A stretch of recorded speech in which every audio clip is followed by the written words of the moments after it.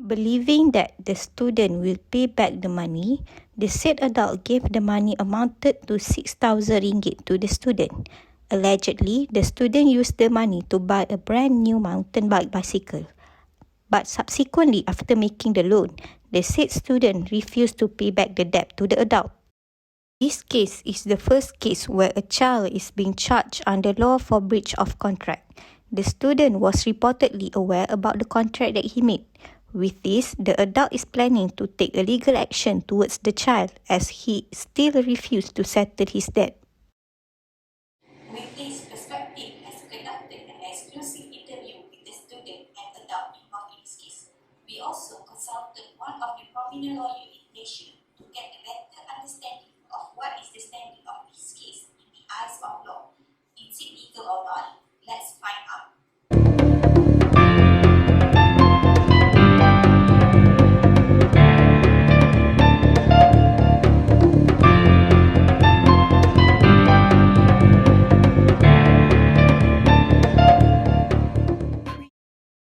Welcome back to Perspective. Today we bring exclusive to all our viewers the background story of this case. Let's listen from the perspective of the parties involved and finally the opinion of experts on this case. Hi, my name is X and I'm 14 years old, student in secondary school. I always wanted to have a brand new mountain bicycle, but I don't have enough money. The price is quite high, so the solution is I borrow the money from one of my family friends. I borrow 6,000 ringgit from her and she voluntarily give the money to me. With the money, I bought the mountain bicycle, but not long after that, she started calling me and demand I pay back money quickly. I told her that I don't have any money, but she insisted that I should pay her, or else she will bring the case to the court. What should I do? Okay, my name is Mrs. A. I am the person who gave money to X. What happened a few months ago, he contacted me and he said that he want to borrow some money. When I asked him what he want to do with the money, he said he want to buy the new mountain bike bicycle. I know him as my son friends, so I voluntarily gave him RM 6,000 ringgit and he promised to pay back the money. But now he refused to pay because he said he did not have money. I need to get back the money and I cannot let it pass.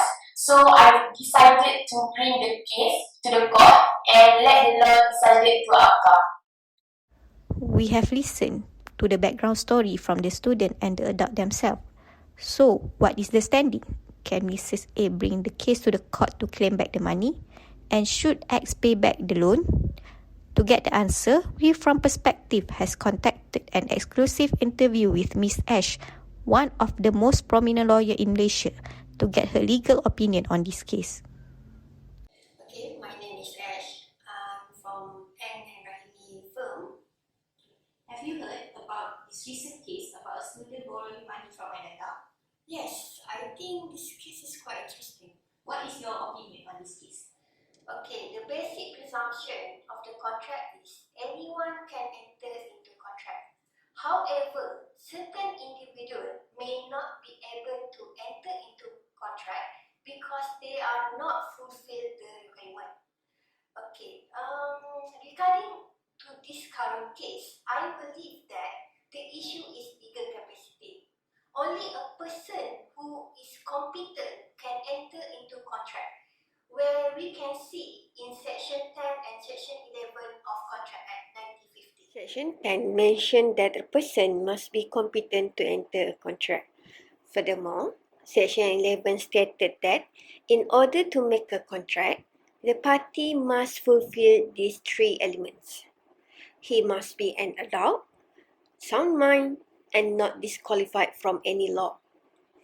Under Malaysian law, the Age of Majority Act 1971 prescribed that the age of majority is 18 years old. So anyone who is under 18 years old is a child, or in legal terms, we call them as a minor. Is there any laws in Malaysia that prohibit a minor to enter into a contract? Okay, regarding Malaysian Act, our Contract Act 1915, there is silence regarding the effect contract entered by a minor. So there is no clear expression section that mention about prohibit the minor to enter into the contract. And as we can see here in this case, there is no section that we can refer. So what we can do is we can clearly adapt the case law. What happened in Mrs. A situation, we can refer to the case of Mohabibi against the Mother Goose. Okay, clearly in this case mentioned about a minor, which is the Mother Goose, and also the Mohabibi, which is the agent, which is an adult. Okay, Mrs. A is quite similar to the case of Mohabibi against the Mother Goose. What happened in this case, Mohabibi, which is the minor, want to borrow a money with an agent, which is an adult. In this case, a minor named Domadus Goose had made a money loan with an agent, which is an adult. The agent was aware that Domadus is a minor, but he still proceeded with the contract even though he knew Domadus is a minor. 5 months later, the agent wanted to recover the money that Domadus borrowed for him, but Domadus refused to pay back. So, the issue arises in this case whether there was a binding contract between the agent and Domadus Goose or not, since Domadus is a minor. So, what did the court decide on Darmodas Goose case? The Privy Council held that the contract between Domadus and the agent is void. This is because Domadus is still a minor when the contract is made. Any contract made with a minor is void, and the agent cannot claim the money that he lent to Domadus because the contract itself is not valid. Can you comment on this case involving X and Mrs. A?